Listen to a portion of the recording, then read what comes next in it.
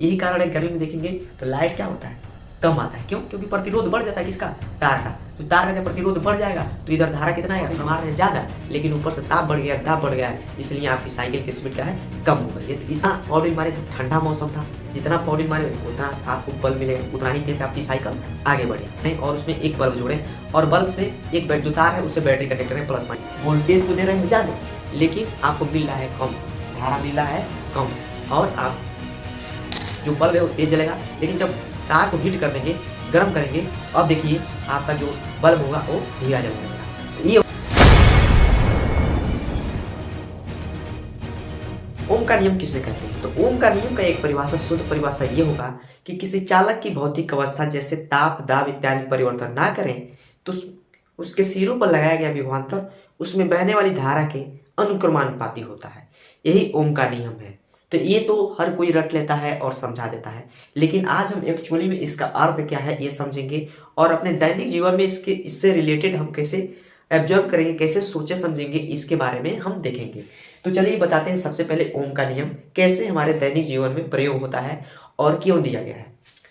तो ओम का नियम, सबसे पहले एक ओम नामक वैज्ञानिक थे, उन्होंने एक नियम दिया जिसे ओम का नियम कहते हैं। और ये नियम विद्युत परिपथों के लिए यानी तार के लिए लागू होता है, बल्ब के लिए लागू होता है, और लेकिन बड़े परिमाण के लिए नहीं लगता है, छोटे के लिए लगता है।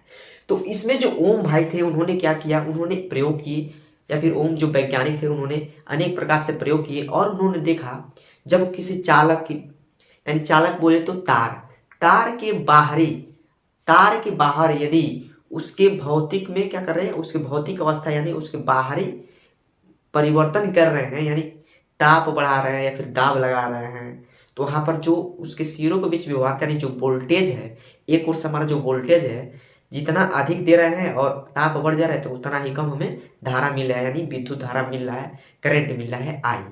तो एक चीज आप देखिएगा, हम इस पूरे टॉपिक पे भी से डिनोट करेंगे किसको, वोल्टेज को, और आई से डिनोट करेंगे हम, यानी भी से लिखेंगे वोल्टेज और आई से लिखेंगे धारा। धारा बोले तो विद्युत धारा यानी इलेक्ट्रिक करंट, ठीक है ना। तो अब देखिए ओम भाई साहब ने कहा, क्या कहा कि यदि आप एक तार लेते हैं और तार के सिरों को विभवांतर लगाते हैं, विभवांतर बोले तो वोल्टेज, जो आप 250 वोल्टेज 240 वोल्टेज लगाते हैं वही होता है वोल्टेज। तो इसके सिरों पे यदि विभवांतर लगाते हैं, एक प्लस होता है एक माइनस होता है, फिर फेस न्यूट्रल होता है, तो यानी दोनों जो आप बैटरी देखे होंगे उसमें दो खूंटी होती है, एक प्लस होता है और एक माइनस होता है, तो उसके बीच में अंतर रहता है, उसे विभवांतर कहते हैं, वोल्टेज में अंतर को विभवांतर कहते हैं। तो देखिए यदि किसी चालक की भौतिक अवस्था, ओम का नियम क्या था, किसी चालक की भौतिक अवस्था जैसे ताप, दाब इत्यादि परिवर्तन न करें तो उसका विभवांतर उसमें बहने वाली धारा के अनुक्रमानुपाती होता है। तो भाई साहब ये थे जो ओम भाई साहब, उन्होंने एक्सपेरिमेंट किया, उन्होंने देखा कि एक तार में से जब हम विभवांतर लगाते हैं और उसके भौतिक अवस्था में परिवर्तन करते हैं, जैसे मान लीजिए हमने इसको हीट कर दिया, तार को क्या कर दिया, गर्म कर दिया, या फिर उसको दाब लगा दिया वायु के माध्यम से, या फिर कुछ और अलग दाब लगा दिया, तो जो वोल्टेज का मान होता है वो इधर धारा के बराबर नहीं प्राप्त होता है, गड़बड़ हो जाता है। लेकिन यदि उसकी भौतिक अवस्था में परिवर्तन नहीं करते हैं तो क्या होता है, जितना इधर वोल्टेज लगाते हैं उसके इक्वल हमें क्या मिलता है, इधर धारा मिलता है। तो यही से उन्होंने क्या किया कि एक नियम प्रतिपादित किया जिसे कहते हैं ओम का नियम। तो ओम का नियम ये कहता है कि यदि इसके सिरों पर हम विभवांतर लगाते हैं और इसके बाहरी में, बाहर कुछ परिवर्तन नहीं करते हैं, यानी भौतिक अवस्था में परिवर्तन नहीं करते हैं, तो इसके सिरों पर लगाया गया विभवांतर उसमें बहने वाली धारा के मान के अनुक्रमानुपाती होता है। यानी देखिए जो वोल्टेज होता है, वोल्टेज यानी भी, वो अनुक्रमानुपाती होता है किसकी, आई के। अब देखिए जब अनुक्रमानुपाती यही होता है ओम का नियम। देखिए किसी चालक की भौतिक अवस्था जैसे ताप, दाब इत्यादि परिवर्तन न करें तो उसके सिरों पर लगाया गया विभवांतर, ये तार है प्लस और माइनस, लगाया गया विभवांतर इधर जो आयन आई निकलेगा उसके अनुक्रमानुपाती होता है। तो जब ये अनुक्रमानुपाती का चिन्ह हटाएंगे आप तो इधर मिलेगा आपको V बराबर आर आई।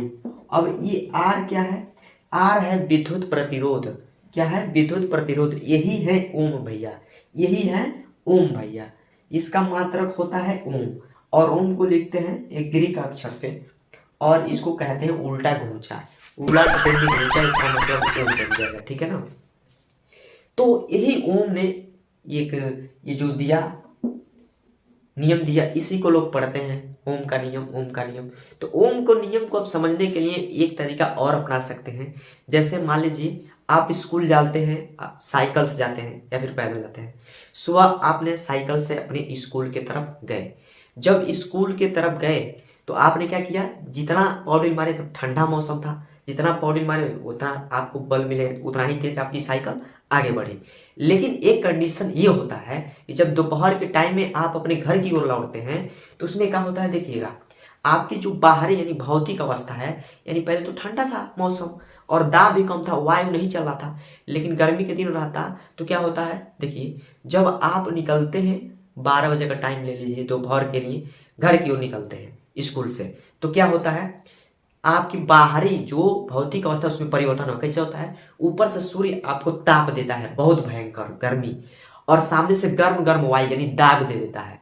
तो इस स्थिति में आप जितना पाउडर मारेंगे उस हिसाब से आपका साइकिल तेज नहीं भगेगा भाई साहब, उसमें कमी आ जाएगी, रुकावट उत्पन्न होगा। तो ये जो हवा है और ऊपर से ताप है, ये क्या है, ओम के जैसा है। ओम के नियम में भौतिक अवस्था आपके क्या है, ताप और दाब परिवर्तन कर रहा है, जिसकी वजह से आप मार तो रहे हैं ज़्यादा पौधे, वोल्टेज तो दे रहे हैं ज़्यादा, लेकिन आपको मिल रहा है कम, धारा मिल रहा है कम, और आप पौधे मार रहे हैं ज़्यादा, लेकिन ऊपर से ताप बढ़ गया, दाब बढ़ गया है, इसलिए आपकी साइकिल की स्पीड क्या है, कम हो गई है। तो इससे रिलेटेड कर सकते हैं। एक और देखते हैं, आपके स्क्रीन पर शो हो रहा होगा, इसको, इस चित्र को देखिए और समझिएगा, रटने के चक्कर में नहीं पड़ना। आप देखिए यहाँ पर देख रहे हैं कि वोल्टेज क्या कर रहा है, धक्का दे रहा है। हाँ, एक चीज और, जो वोल्टेज होता है वो क्या करता है, धक्का देता है किसको, एम्पियर यानी धारा को क्या धक्का देता है कि भाई तू आगे चल। अब देखिए इस चित्र में साफ साफ दिखाई दे रहा है कि वोल्टेज को क्या कर रहा है, एक आदमी यानी वोल्टेज क्या कर रहा है, धक्का दे रहा है किसको, उस धारा को, आई को धक्का दे रहा है, लेकिन बीच में क्या पड़ गया है,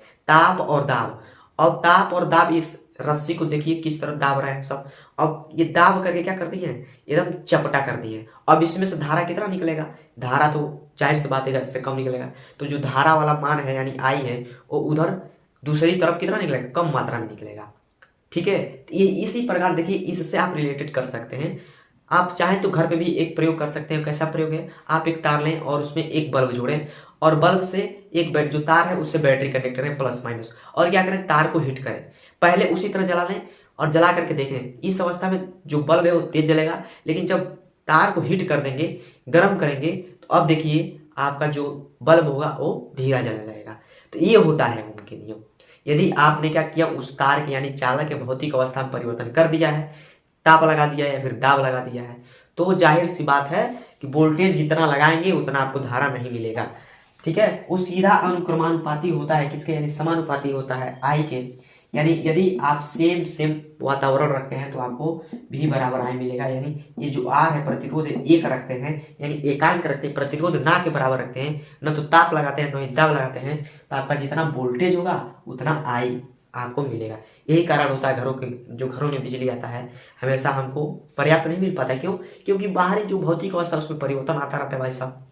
कभी गर्मी हो गया, यही कारण है, गर्मी में देखेंगे तो लाइट क्या होता है, कम आता है। क्यों, क्योंकि प्रतिरोध बढ़ जाता है किसका, तार का। तो तार का जब प्रतिरोध बढ़ जाएगा तो इधर धारा कितना आएगा, कम आएगा। तो यहाँ से रिलेटेड कर सकते हैं। तो यही होता है ओम का नियम। ओम का नियम क्या है, V बराबर आई आर या फिर आर आई। V बराबर क्या होता है, आर आई, यानी V अनुक्रमानुपाती होता है I के। जब अनुक्रमानुपाती चिन्ह हटाएंगे तो V बराबर मिलेगा आर आई, और ये I है विद्युत प्रतिरोध। ठीक है, तो इस प्रकार से आप समझ सकते हैं।